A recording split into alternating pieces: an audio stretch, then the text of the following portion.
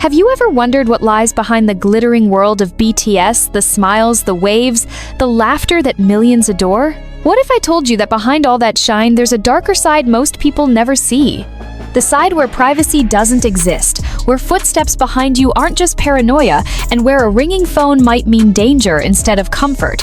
Tonight, we're pulling back that curtain. BTS may be global superstars, but their fame came with a price one paid in sleepless nights, stolen personal information, strangers waiting outside their homes, and cars following them for miles. And the real question is, among the 7 members we know so well, who suffered the most? This isn't about drama, it's about truth, raw, emotional, and often shocking. Some members were targeted for their visuals, others for their personalities, and some simply because Sasaengs thought they could break them. And yes, Jungkook being only number 5 might surprise you. Taehyung's position might surprise you even more. But the member at the very top, that one might change how you see BTS forever. So before we begin, ask yourself, if you were watched, followed, recorded, touched without permission, how long could you last? How long before the spotlight feels more like a prison? Because for BTS, that was reality. And now, we're diving into it all. Welcome to the top 7 BTS members most harassed by Sasaengs, where every rank reveals a truth the world wasn't meant to hear. Number 7. Taehyung, the gentle soul who attracted dangerous curiosity. Taehyung's place in this list might surprise many people not because he didn't experience Sasaeng harassment, but because the scale of his situation was unique, unpredictable, and emotionally heavier rather than constant. His problem wasn't quantity of Sasaeng incidents, but the quality of them. Quiet invasions that struck at sensitive moments, unexpected intrusions that shattered his peace, and obsessive behaviors that forced him to build invisible walls around himself. Taehyung has always carried that warm, dreamy aura, the boy who loves art, old jazz, sunsets, and walks alone at night. But ironically, that gentle energy made him a target for a different breed of Sasaeng. The ones who romanticized him too much, who convinced themselves that Taehyung wasn't just an idol, but someone they were meant to be with. His incidents often involved psychological invasions, not loud chaos. The silent kind, the creepy kind, the kind that stays in your mind long after it happens. Everything became painfully real during one of the most well-known moments, the airplane situation. Taehyung, with that calm voice of his, had to reveal that fans were buying flight information down to the exact seat he was in just to sit beside him on international flights.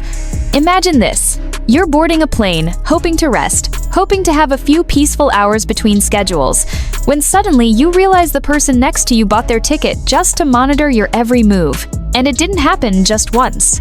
It happened multiple times. He called it out during a live stream, trying to make it sound casual, but there was a tremble underneath his tone, the kind of discomfort that can't be fully hidden. He didn't yell, he didn't curse, he never does, but you could feel how deeply it affected him. And that was only one incident. Many people don't realize how often Taehyung went through emotional exhaustion because of stalker behaviors, especially during BTS's early fame. There were times Sasaeng crowded hotel lobbies, knowing exactly when BTS would arrive, but Taehyung's name was always whispered the loudest. Some even followed him into elevators, trying to touch him while pretending to be lost tourists. Staff had to intervene more than once. But Taehyung always reacted the same way, quiet, withdrawn, that signature boxy smile suddenly stiff, his eyes avoiding direct contact. It's heartbreaking when you realize he's the member who loves human connection the most, and yet strangers made him afraid of opening himself too wide. One of the most chilling stories was when a Sasaeng managed to get access to his private number long ago. Taehyung revealed he received constant calls at night, not even with words, just breathing, heavy breathing. And he was still a teen when that happened. Still adjusting to fame. Still learning what idol life meant. Imagine being that young and realizing someone out there had no boundaries when it came to you. The way he talked about it later, years after it happened, carried a sense of confused bitterness, as if he still didn't understand how someone claiming to love him could terrify him like that. But perhaps the saddest part is how it impacted his personality. Fans always loved Taehyung for being uninhibited, spontaneous, eager to explore the world. But after years of being followed, filmed secretly, and stalked in places he thought were safe, he slowly learned to hide. He became more private, more cautious. The boy who used to walk around freely during overseas trips suddenly started staying inside. The man who once loved going to cafes alone began scheduling outings only at dawn or in remote places with tight security. And though he rarely talks about it directly, you can hear the silent fatigue between the lines whenever he mentions Sasaeng. Number 6. Jimin, the angelic member who faced shadow-level obsession. Jimin's position on this list is one of the most emotionally complex. Because unlike some members who faced more physical stalking or chaotic invasions, Jimin's Sasaeng problems often targeted his vulnerability, the softness of his personality, the gentleness of his character, and the emotional transparency that made millions fall for him. But those same qualities also made him the easiest target for a certain type of Sasaeng, the ones who were obsessed with controlling him, analyzing him, owning him in their fantasy worlds. His harassment was less about chasing him on the street and more about prying into his emotional life, interpreting his every move, and showing up in places where no one should ever appear. Since debut era, Jimin stood out because of his expressive eyes, his warm smile, the way he naturally gravitated toward comforting others. And Sasaeng saw that openness as an entry point. Even in BTS's early years, when they were still traveling economy class, several Sasaengs would snap pictures of him while pretending to sleep, capturing his face mere inches away, sometimes even trying to brush their hands against him. Jimin, still young and inexperienced in managing fame, didn't know how to push people away. He just froze, looked down, or tried to shift in his seat, quietly enduring the uncomfortable closeness because he didn't want to cause a scene. That was always Jimin's biggest weakness and biggest strength at the same time. He would rather take the discomfort himself than burden anyone else. As BTS grew, so did the intensity of the invasions. One infamous incident happened in the airport when dozens of Sasaengs cornered him tightly, creating a moving wall around his body so he couldn't take a proper step. Some touched his arms, some brushed his back, and he had to keep his head down while security desperately tried to break through the crowd. The panic was visible in the way he breathed, the kind of rapid inhale-exhale someone makes when trying not to cry or lash out. But again, he endured it silently. Later, fans noticed his hands trembling as he held his passport, the tiny quiver of someone who had just faced a fear he couldn't express aloud. But the part that truly haunted Jimin wasn't the physical harassment, it was the emotional invasion. Sasaengs tried to dig into his personal relationships more than any other member. They tracked which cafes he visited, who he hung out with, and even attempted to follow him to private dance studios.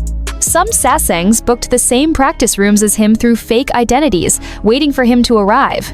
Imagine going to a place meant for your passion, your well-being, your escape, only to find strangers pretending to accidentally bump into you. And Jimin, who always tries to appear cheerful in public, carried the weight of that pressure quietly. One of the most disturbing things involved, his phone number leaks. Jimin mentioned at least once that during certain periods, he received hundreds of calls from unknown numbers all at once, all repeatedly. Some calls weren't even attempts to talk. They were just silent, heavy breaths, or people whispering things they thought he wanted to hear. But he didn't. He never did. Every new leak stole more of his peace. At night, he couldn't sleep properly because every vibration made him tense. During schedules, he kept checking over his shoulder, worried that one of the callers might actually be nearby. The emotional toll showed in little moments. The way his smile sometimes faltered at airports, the way he clung tightly to Jungkook or Jhope in crowded places, the way he positioned himself behind taller members when Sasaengs got too close. These weren't dramatic gestures, they were survival instincts from someone who had been cornered too many times. Number 5. Jungkook, the golden maknae who grew up under extreme surveillance. Jungkook's place in this ranking is one of the most shocking, not because he suffered lightly, but because the scale of his harassment was so intense and relentless that people are often surprised he's not in the top 3. But here's the truth. Jungkook's experiences with Sasaengs were shaped by a unique factor no other member had. He grew up in their shadow.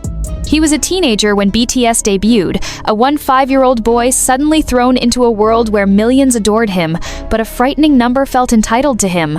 While other members entered fame as adults who had at least formed their boundaries, Jungkook was still learning how to live, how to speak, how to carry himself, and unfortunately, how to endure being watched in ways no child should ever face. Jungkook's harassment wasn't defined by a single traumatic incident. It was the accumulation of countless invasions over the years, small, medium, massive, and everything in between. The kind of pattern that doesn't explode in one moment, but slowly eats away at a person's sense of safety. The kind of constant pressure that can turn even fresh air into something heavy. That's what makes Jungkook's ranking so heartbreaking. His suffering wasn't always the loudest, but it was relentless, long-term, and deeply woven into his youth. One of the earliest known horrors happened during BTS's rookie era, when a Sasaeng managed to get a hold of Jungkook's private phone number. What followed were dozens, sometimes hundreds of calls in a single night. Not calls with actual conversations, but silent calls, breathing calls, or even people screaming his name the moment he picked up. Imagine being 15, exhausted from practice, wanting nothing more than to sleep, yet your phone won't stop vibrating with unknown numbers. And Jungkook, being the polite boy he was, didn't know how to block them at first. Instead, he answered some of them, confused and scared, as if picking up the phone might somehow make them stop. He talked about these calls once in a live stream years later, brushing it off gently, but the truth is clear. Those nights shaped his early fears. As BTS grew, Jungkook became one of the most targeted members during travel. Airports turned into battlegrounds. Fans often talk about the chaos Jungkook faced, but few realize the emotional toll it took on him. There were times when Sasaengs purposefully blocked his path so they could get a close-up of his face. Times they grabbed his bag, tugged his jacket, or tried to cling to him like he wasn't a human being but a trophy. The younger Jungkook didn't know how to react. He lowered his head, pressed his lips together, and pushed through crowds with hesitant steps while his hyungs shielded him with their bodies. It's painful to rewatch those videos now, seeing his eyes dart nervously, seeing him clutch the straps of his backpack with white knuckles, seeing how an introverted kid was forced to build emotional armor far earlier than he should have. Then came the tracking era, the period when Sasaengs began following BTS to their dorm, hotels, filming locations, and even private restaurant visits. Jungkook became a particular target for a disturbing reason. He was predictable. Not because he was careless, but because he had simple habits, late-night snacks, convenience store visits, practice schedules that ran until dawn. Sasaengs learned these patterns. Some even camped out near the dorm to catch him entering after hours. Jungkook once mentioned how uncomfortable he felt seeing unknown people waiting outside the building. He didn't say scared, but you could hear the fear between the lines. One of the most chilling moments came during a live broadcast when Jungkook was drinking wine at home. He casually mentioned that people had been ringing his doorbell repeatedly. He said it lightly, almost joking, but that's what made it frightening. The way he normalized something deeply abnormal. The way he smiled despite the discomfort. The way he whispered, "Don't do that," with a tone that felt more pleading than angry. No one should ever be followed home. Yet, Jungkook had grown so used to it that he talked about it like a minor irritation. And still, his biggest challenge wasn't the physical invasions. It was the emotional burden of growing up under constant surveillance. Jungkook has always been a private person. Someone who learns by watching, someone who speaks thoughtfully, someone who expresses himself through actions rather than words. But Sasaengs weaponized that quietness, creating rumors, stalking patterns, and obsessive narratives that pushed him further into silence. That's why Jungkook guards his privacy fiercely today. Why he rarely posts spontaneously. Why he chooses to limit what he shows, even though fans crave more. It's not because he's cold, it's because he was forced to protect himself. What makes Jungkook's story powerful is not the darkness he went through, but how he managed to grow despite it. He became confident, self-assured, strong. He learned how to set boundaries, how to speak firmly, how to show the world that he is more than the fear people tried to plant in him. His ranking at number 5 isn't a sign that he suffered less, it's a sign that other members faced more extreme, dangerous situations that pushed them beyond the limits of safety. But Jungkook, he survived years of constant invasion while still maintaining warmth, passion, and a love for performing that no Sasaeng could ever break. He grew up under the harshest spotlight and still became golden. Number 4. Suga, the quiet genius, haunted by silent pursuers. Suga's position at number 4 reflects a type of Sasaeng harassment many people rarely talk about, the kind that lurks in silence, follows from the shadows, and attacks at the most private, vulnerable moments. Unlike the louder members, or the ones who attract attention with visuals or charisma, Suga's appeal has always been quiet, low-key, deeply personal. He's the type of artist whose mystery invites obsession. His calm presence, his introverted aura, and the way he carries himself with a subtle "don't disturb me" energy paradoxically drew in the most intrusive stalkers. Sasaengs weren't chasing him for selfies or screams, they were chasing him for access to his inner world. his thoughts, his routines, his silence. And that made their invasions far more unsettling. Suga is private by nature. He has always found comfort in solitude, in the corners of studios, in the anonymity of everyday quiet routines. But Sasaeng shattered that sense of safety early on. During BTS's early dorm days, long before they had strong security teams, Suga was often the member whose schedule was the easiest to predict. Why? Because he worked obsessively. He went to the studio at odd hours, came home late, slipped in and out quietly. And Sasaeng figured that out. Some would linger around the dorm entrance past midnight, pretending to wait for taxis, only to snap pictures the moment he appeared. Others memorized the routes he walked, the convenience stores he frequented, even the time he usually grabbed late-night snacks. For someone who thrives on peace, this was suffocating. One of the earliest known Sasaeng incidents involving Suga still chills fans today. A group of Sasaeng somehow acquired the exact room numbers of BTS members during a hotel trip. And whose room did they try to enter first? Suga's. Not because he was the most popular at the time, but because he was the quietest, the one they assumed wouldn't scream, wouldn't fight, wouldn't push back. And they were right.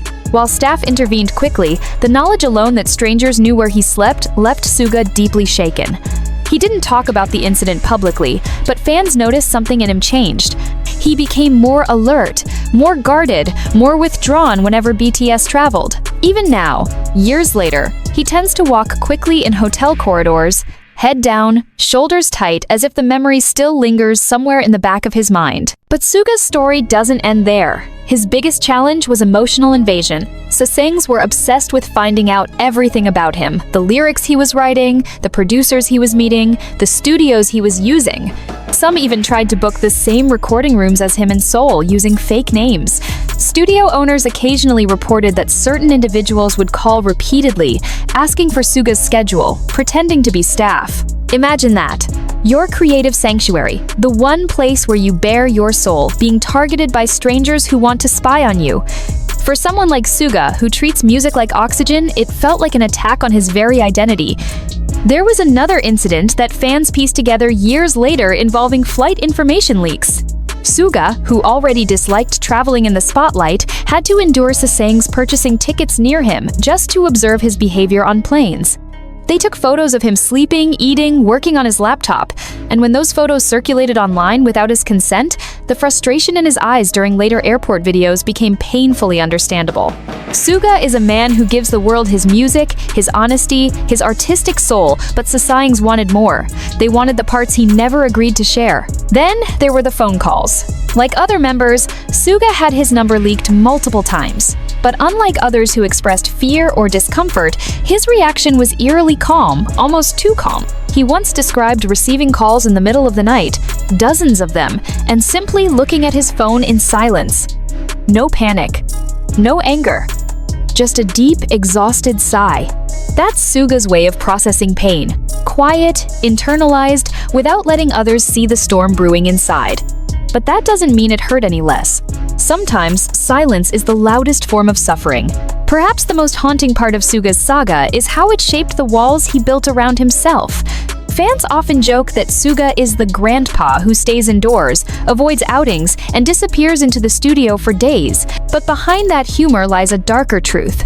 Isolation became his armor. He found safety in small spaces, routines, predictable environments. Not because he fears people, but because strangers robbed him of the luxury of moving freely. They took away the innocence of being able to walk down a street without feeling watched. And yet, despite all of this, Suga remains one of the most empathetic, thoughtful members.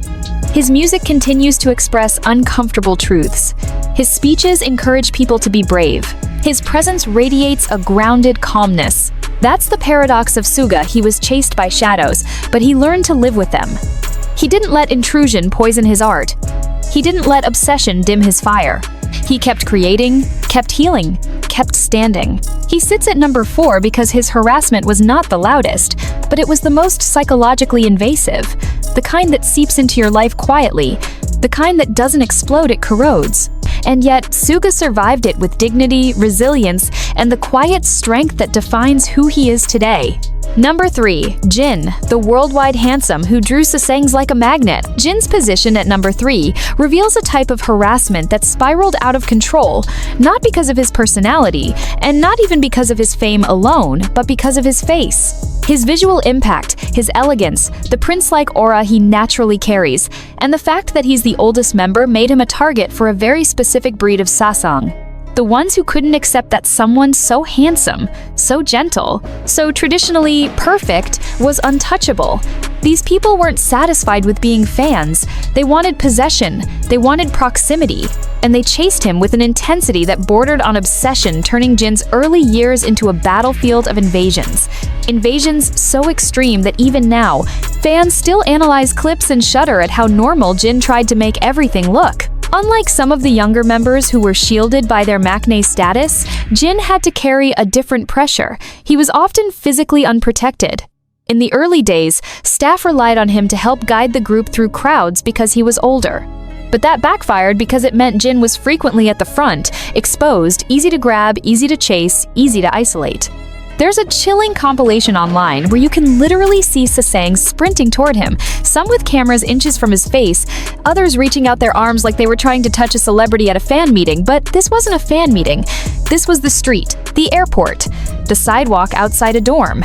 These were places where Jin should have had the right to breathe, but instead found himself smothered in a sea of unwanted hands. One of the most infamous incidents happened in the airport when someone grabbed Jin's arm so forcefully that his body jerked back. He didn't scream, he didn't snap. He simply pulled away, composed himself, and kept walking with that quiet dignity he always carries. But fans caught the moment his face tightened, just for a second. Just long enough to show that he wasn't calm. He was scared. He was frustrated. He was exhausted. That's the thing about Jin. He never wants to alarm the fans, so he hides his emotions. But the pain slips through in those tiny cracks, those fleeting seconds when he thinks no one notices. Even more disturbing were the Sasaengs who followed Jin's car. Not once, not twice, dozens of times. Some chased the car so aggressively that staff had to take detours to lose them. Imagine sitting in the back seat, thinking you're finally done with work, only to glance out the window and see a vehicle tailing you relentlessly. Jin mentioned in a past V-Live that he hated when cars followed them. It made him extremely nervous. But he said it so casually, so lightly, that most people didn't realize what he was actually revealing. That being chased was common enough to be said with a shrug, the normalization of a nightmare. Another deeply unsettling incident involved Sasaeng's obtaining the members' flight schedules. Jin, being polite and gentle, was often targeted mid-flight. People purchased seats near him, filmed him sleeping, took pictures of him eating, even whispered things in his direction while pretending to be normal passengers. There were cases where Jin had to wear hoodies tightly over his face just to avoid being watched while he tried to rest. The idea of someone filming your sleeping face, zooming in on your eyelids, your lips, your breathing, this isn't admiration, this is violation. There were also Sasaengs who tried to break into BTS's dorm, and although Jungkook's room was a common target, Jin's room was the one people sought when they wanted a peek at his private life. They attempted to press their ears against the door, waiting for sounds. They tried to guess his shower schedule. They even tracked which convenience store he visited after midnight. Jin never talked about these things directly, but staff members later admitted that he was one of the most frequently followed members. Why? Because he tended to walk alone. He liked taking slow strolls. He liked buying snacks at odd hours. That freedom, those simple moments of independence were stolen from him. Number 2, Jimin, the angelic tenor with a razor-edge technique. There is something about Jimin's voice that ordinary vocal theory simply can't explain. Vocal coaches call him a light tenor with airy resonance. Musicians call him a heavenly instrument. And fans just know that when Jimin sings, time stops. Jimin possesses a vocal color so rare it's almost unreal. Airy yet powerful, soft yet stable, like someone whispering a secret they only want you to hear. Many singers can hit high notes, but not many can wrap those high notes in a floating, weightless feeling, and that has been Jimin's specialty since the eras of Lie, Serendipity, and every live stage that followed. While many people focus on how beautiful his voice sounds, Jimin's technical ability is actually on par with high-level professional vocalists. He maintains high notes in the falsetto range without cracking, locks in a delicate vibrato shaped in perfectly consistent waves, and transitions from head voice to full voice without an audible bump. But the most breathtaking part of Jimin's singing isn't the technique, it's the emotion. Jimin doesn't just sing songs, he tells stories. Within every lyric, you can hear fragments of emotion he places there himself. Longing, vulnerability, strength hidden behind that soft smile. And this is why Jimin nearly took the #1 spot, because no one fuses refined technique with raw feeling the way he does.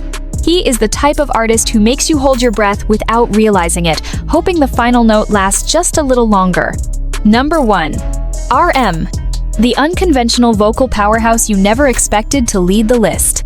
Most people know RM as the rapper, the leader, the thinker, the gravitational center of BTS. And maybe that's exactly why almost no one expects that RM, often overlooked as a vocalist, actually possesses qualities strong enough to place him at the top of this list. A position that surprises many and makes others say, finally, someone talked about this.